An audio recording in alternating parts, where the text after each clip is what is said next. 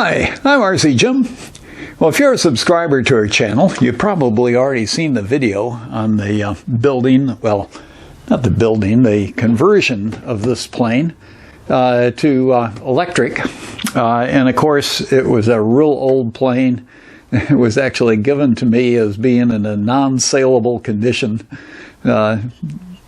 Basically been parked out in the garden shed for umpteen years, many decades, I'm sure.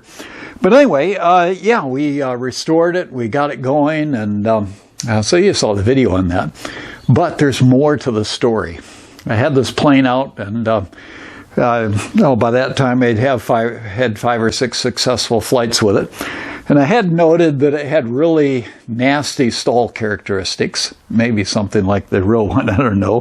But if you pulled back real hard on the elevator, one wing would stall, and it would sort of do a roll uninitiated and sort of go diving to the ground. And, you know, so I did a few of those and recovered from that and all. And so I knew I had to be careful with it. But anyway, I was out flying, and there was another fellow that needed to land rather urgently. And so I extended my downwind leg and went well down beyond the end of the field. So it was quite a ways away, far enough away I couldn't hear the motor, didn't know how fast it was going. So anyway, the other guy lands, and so I turn onto base to come in. And what had happened is either my left thumb got lazy, or I just simply had taken my left hand off of the throttle, and the throttle had reduced to the point that it didn't have enough airspeed. It stalled the one wing, spun, and went into a tree. So anyway, it required a bit of repair after that, and it really was very fortunate. God was looking after me and protected me from my stupidity, so it wasn't terrible damage. But nonetheless, this video is on getting it back into shape, and plus, as you can see, it's now got some nice Australian P-51 graphics on it. Very much appropriate for the plane that it is. They actually built these in Melbourne, here in Australia. And so anyway, this guy is ready to rip and roar again, and got a nice new bubble canopy on it, and yeah, all of that. So have a look and see what you think. Well, here we see the damage that was brought about by hitting the tree. As it came down, the outboard end of the port wing hit a branch of a pine tree, which had enough flex to sort of slow it down a bit, but it hooked onto the wing, caused the plane to twist, but slowed it down enough to where as the fuselage broke loose, it just gently dropped to the ground, and then the wing followed, fluttering down to the ground, and that's all the damage that there was. Isn't that amazing? Well, let's have a look at some clamping techniques.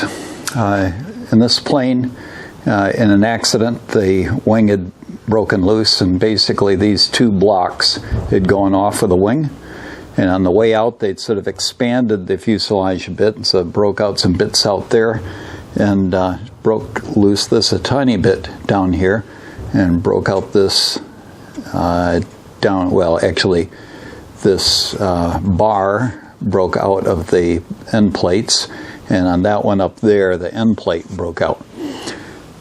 So I epoxied things back together.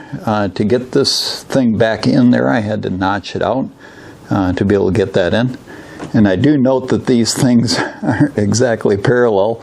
I debated about whether to fix that or not, but I realized I can just put a little packer under one side, and that's just simply how it was built. You know, they both this and that are up against this little, it's kind of hard to see, but there's a little panel there. So both of those are up even with where they can be. And same on the other side, it's just they got the holes in different places, so I'm sure this is how it was. But anyway, we'll just have a packer under one side to even it out, because it looks like, to me, it looks like this one is off. It's often hard to judge such things when you got a cut such as that behind it that is definitely crooked. But yeah, anyway, time will tell. So anyway, with this, I wanted something to push them apart, and my clamp that goes apart can't operate in that small of a space. So I've used the ends of these two clothes pegs with a little packer in there to give slight pressure on those to force them out.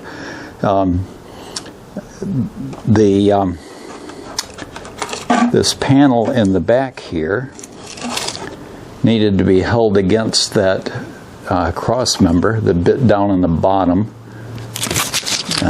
So let's see if I can point it out to you. Right across down there at the bottom, there is a cross bulkhead that wasn't damaged. It was in there, and what broke out was this piece here. So I wanted that bottom bit clamped against the bottom of this, clamped against that existing bulkhead at the bottom. And then I wanted that tight against these. I've used tape to hold that tight against those, but I also put this clamp thingy here down there to hold the bottom together.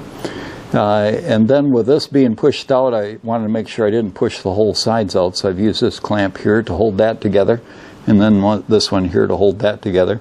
Both of those are lightly clamped. They're not, you know, talking about balsa wood here, so you don't want to put too much on it. So that's basically got that together, and then now as I pull this all apart, I will then work on fitting in the bits back in there. On the wing, we had damage out on the end, and so I've cleaned it out, done my best to remove covering and adhesive around there. Normally when you're removing covering, you would heat it to be able to get it loose, but I don't want to take it loose from the other areas, so I just cut it and ripped it off, and then I use sandpaper to get off most of the adhesive. I'm working on a template right now for the ribs that are going to go in here, and they will no doubt need a little bit of sanding down from that. This is a little bit too tight, but that's good. So when we trace that out into the balsa, we'll do that. We got the one rib here that's missing, so I will do my best to replace that as close as I can to where it was. It won't be showing up because they're going to have balsa over top of this. But then what I'll do is I'll put little tabs of balsa on the edge, on the inside, underneath here on this and on that there, to hold that part. So this part will force the middle to bend, and then those bits will force that, and then we'll use some clamps to hold that down, probably moisten it a bit as well. Probably it looks like it's split off a little bit here on this, and this is broken as well, so this is going to get zapped. And I'm actually going to glue this and put in this piece here prior to doing that, so that I can have a clamp in there to hold that straight. This is a little piece here that we've glued in. We've added a little bit of balsa filler on there. Of course, this block was a big rectangular sort of section block that had to get sanded down. We've gone ahead and sanded against the covering here. We'll cover over top of that. But now we have to add in the ribs. And here we have all the internal pieces in place, ready to put the balsa sheet onto the outside. So we've just added little pieces. Went a little bit overboard on that one. That should have been a little bit narrower. No sense adding that extra weight, but anyway. Just glued these pieces around the edges. There's a little thin piece up here in the top that will allow the balsa to seat in against that there. We put the rib in here last because it had to fit around all of these other pieces. And of course on this side we did the same thing. On this side the balsa sheeting had a little bit of it left there up on the leading edge. So I've left that in place. I think it's a good structural thing for that to be that way. and add it all around all the pieces all around the edges. So we're now ready to cut some balsa sheet, put in there. We'll put in a bit of lightweight filler, and then that will be pretty well ready to cover. Now to cut out this piece, we could try to do some measurements and whatever, but I think better to just make a template out of some paper. I'm using paper rather than cardboard in this case so you can see the edges. Now what I've done is I've cut some little slots in there, and then where I know I need another one, I've put a couple little marks, and so we'll cut a slot in that one as well. Okay, and what these slots allow me to do is to be able to see precisely where the edges are, so I can get this square bit right down in here. And what I'm going to actually do is use some tape. I love my tape. Use it for all kinds of stuff. Okay, so I'm going to get this down here right in the corner. And I'm going to tape that in place. And then I'm going to tape this side in place. Okay, so that's going to hold it in position. So I've already marked where that is, and I'm marking along the top. Pull it out tautly and just mark it right along the top there. And coming down the side, we got it from here. And I got this one covered up.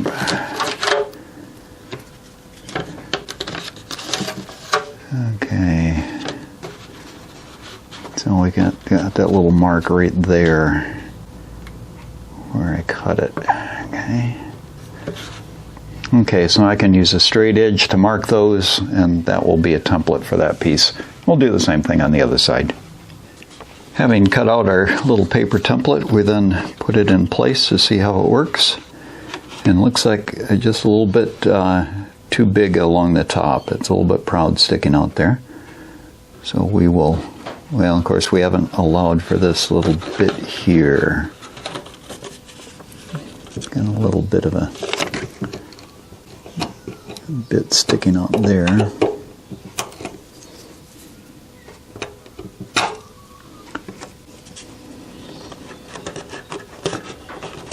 Okay. Oh boy, that is close. So it'll be a little bit of a light sand on the top. I won't even bother trying to mark that. It's so close. So just a very slight, quarter of a millimeter or less along the top to take out. Naturally, you want to inspect everything to make sure that you've got everything clear to where the plywood is going to be able to go in there. Bit of a question here on the covering on that bit. This covering is so good, it just really stays on nicely. Usually when I'm gluing, I would remove it, but in this case, I don't need to be gluing on that at all. I'm just gluing on the bits inside, so I think I just won't worry about it. We'll see if we have to do something when it comes to the sanding, but I think the only filling will be on this piece that we add, most likely, if any.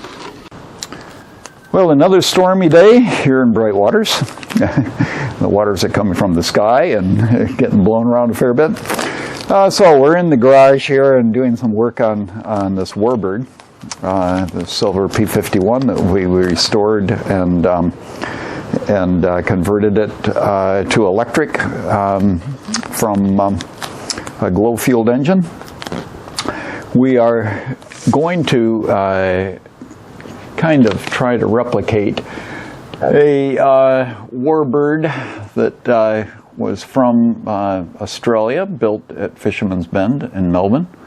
So we got the black around the top in front of the canopy. Canopy is going to be replaced. The old one is in rather rough shape. This bird has been around for a while. But anyway, so we've got the roundels on there, and the first thought with the roundels is they came on this backing paper with the roundel in place, And at first I didn't realize they had this transfer sticker on top of it. So I actually cut it out and stuck it on there. And then I got looking at the instructions, you know, typical male. I've read the instructions after putting the first one on, and I realized it's got this transfer stuff on there. And so anyway, I peeled the transfer stuff off of the first one, and then after that, I realized that, hey, all you got to do is get the paper, peel it off with the transfer, with the roundel stuck on the transfer, stick it in place, work from the middle outwards to get the bubbles out of it, and then get a hold of a corner, pull this off, and then you've got the thing on there. So just giving you that alert, and I'll give you the details of the people that I bought this from. It actually came from Germany, of all places, but really quality stuff. I'm just really pleased with that, and came out really nice. So the next thing that I'm doing is I'm working on this thing on the tail that is back there. And so for that, we've got some sticker type stuff. For this, I've just acquired this stuff from AliExpress, real inexpensive sort of sticker type stuff, and I'll give you a link to that. But what I've decided to do is to start out with a plain white one.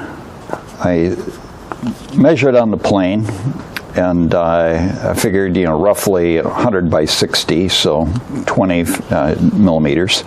20 millimeters for each of these stripes. But what I'm doing is I'm sticking them onto the white backing, and then I'll trim around the edges to get a nice neat edge, and then I'll stick it onto the plane.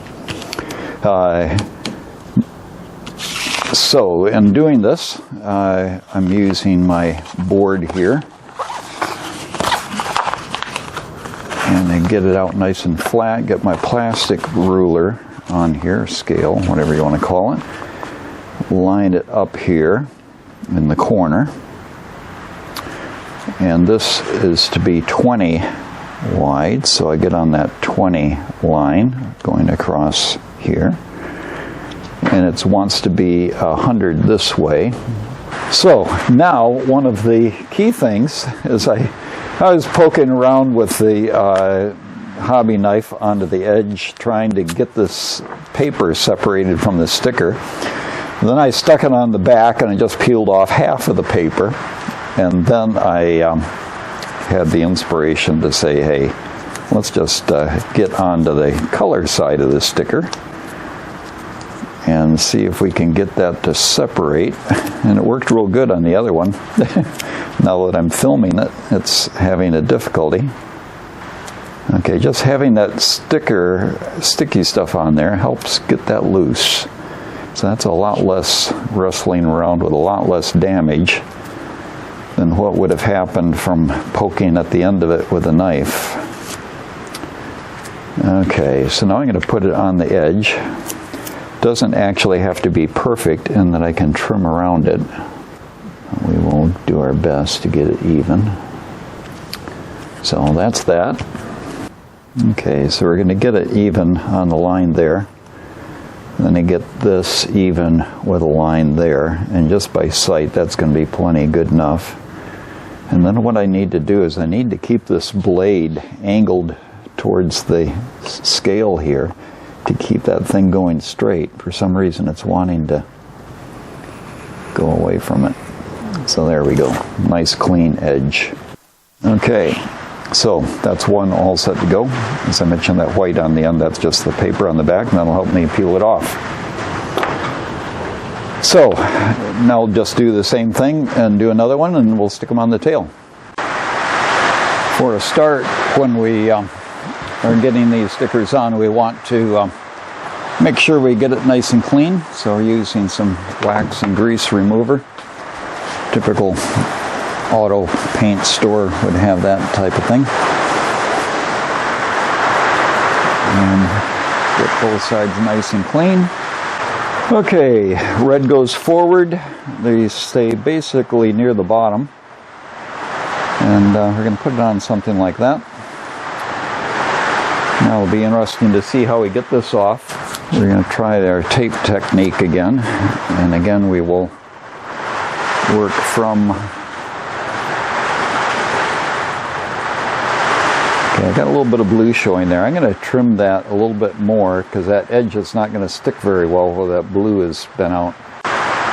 Okay, I've trimmed that off, so now there's no more blue showing on the edge. So I know that that's going to stick down well. I'm going to see if I can get it off with this technique. Oh yeah, it's white underneath, so that's okay. Obviously you want clean fingers when you're doing this as well. Okay, red goes forward. Blue goes to the back. Make it even with the back of the hinge here. So that parallel, I guess I should say, with the back.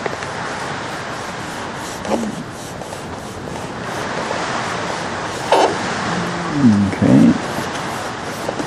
And there's that insignia. And we'll do the same for the other side. Okay, so as we work on finishing this off, we need to replace the canopy. I've acquired this SIG World War II canopy, which is sort of a generic thing. And it appears to be such that I'll be able to get basically what I need out of it. Biggest concern is it's quite narrow in the back compared to that one. And of course, you start trimming things off of these. That's great. So there will be a way to get that on there. And I think what we need to do is start trimming little by little off of there. And I'm trying to think what it means. See, it's just way narrow back there. If I scooted it farther forward, then I'm narrow up here. I guess I'm narrow. Yeah, it's narrow any way you look at it. Narrow and long. So I think we will start out by just marking it out big, and then we'll gradually reduce size as we go. So I'm going to tape it on there to get it pretty straight. I've got part of it missing here, so I'll have to sight down the other side to get that.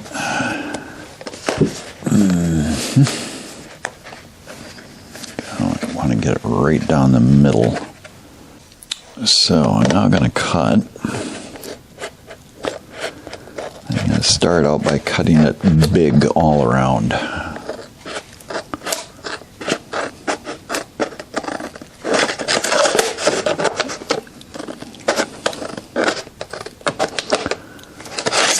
Okay. Yeah, this scissors aren't too good for having to cut down near the end. What I'm going to try now is just using a marker to mark where I want to cut it, and then I'll take off the top and cut it with a hobby knife. I'm going to actually try my tin snips. Hobby knives don't cut real well where you don't have anything to press against.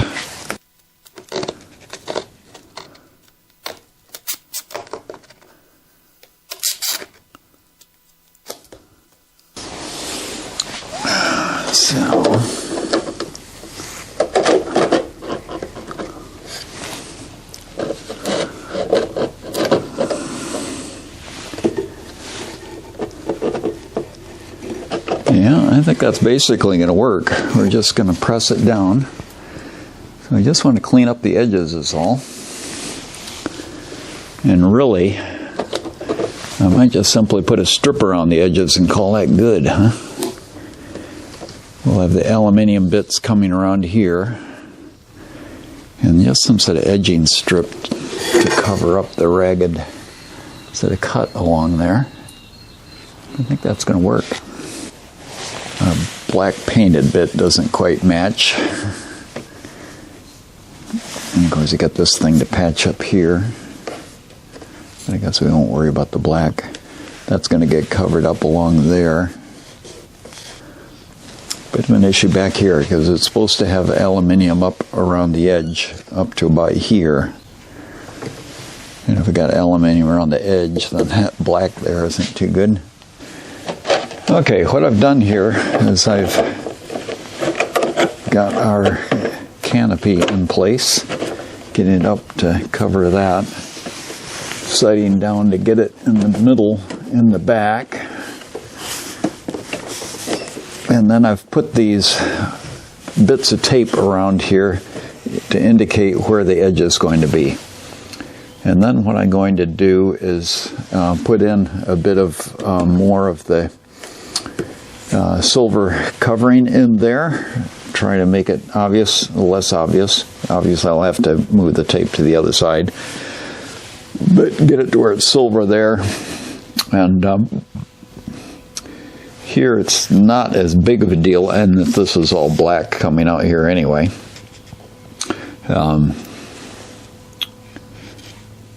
Yeah, I might just have the black come up and meet this black there. So I don't think I'm going to worry about that an awful lot.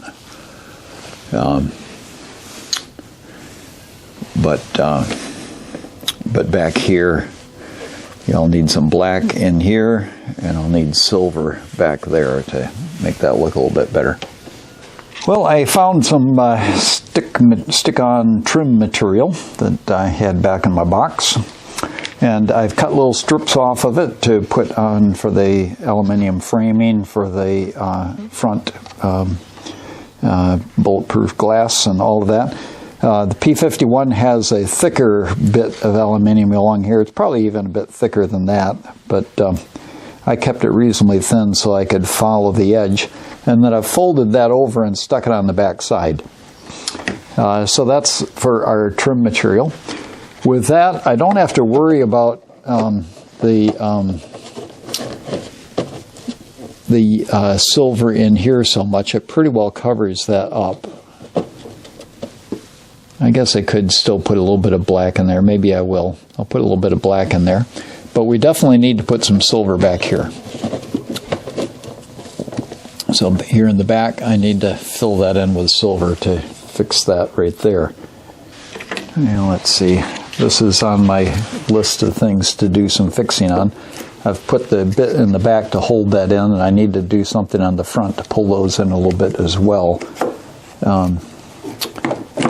Just the shrink-on covering on top of it sort of pulled it out, and it's sticking out a little bit down here, mainly this side. But anyway, that shows where the black is, so I'll probably just, I could maybe put some silver in there, come up to here, do something like that. So anyway, we'll do it that way, and up here on the front, I'll just leave that. I thought about trying to put something thin around there, but it's pretty difficult to do. So we'll add some silver here in the back, and add a little bit of silver up here. So for that, we've got our covering material. But in order to know what's a shaped piece to cut out, what I've done is I've taken the sheet of paper here, and which way did we go? Yeah, we went this way. And I just said, okay, if that's in the middle back there, that's got to come around something like that. And, right about here is where the thing ends. So what I'll do is I'll cut a piece of silver that's that big, and we will make it symmetrical. So this is just to get an idea, and it'll probably get adjusted from there. So let's take it like that. And if we got a piece back here like that, that's going to cover it. Okay, just a tiny bit of overlap, but that's fine. Okay, and then we can trim out the inside. So we've cut out a piece of the covering. We now get the backing off of it. And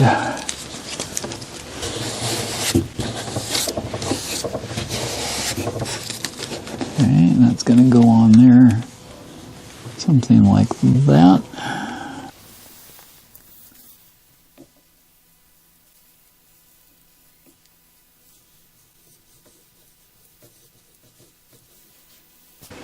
So now what we've done,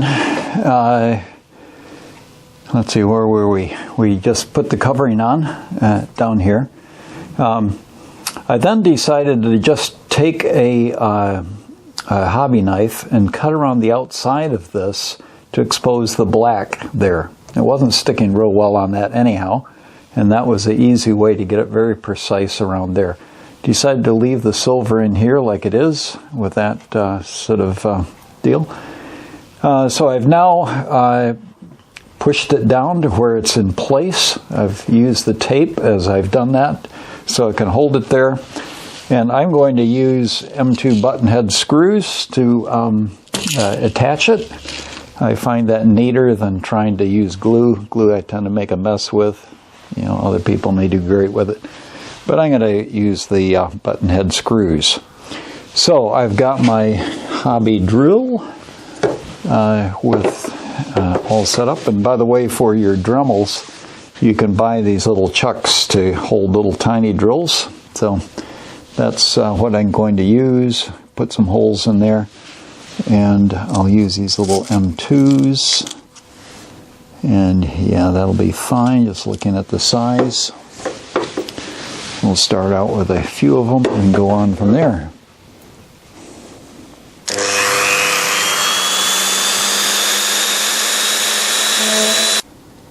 Well, that wraps it up for our completed canopy. And quite pleased with that. I reckon that is going to do the job quite well.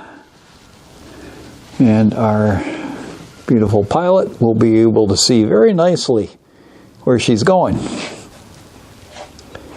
So I think that only leaves us one thing, and that is where our exhaust stacks busted off here. Need to make a new set of exhaust stacks. These are the original ones. This is where there used to be a motor over here on this side, a big cutout for the motor. And my balsa just sort of split off of there. So we'll make one of those. Oh yeah, and we've got to get that tucked in a little bit. Well, thank you for watching this video. It's great to be able to share these things with you, and both our ups and our downs along the way, and what we do to recover from them. If you haven't done so already, make sure you subscribe. Click that little circle with my picture on it, and then, of course, have a look at some of the other videos on the site. I'm RC Jim signing off. You have a great day, and enjoy your flying.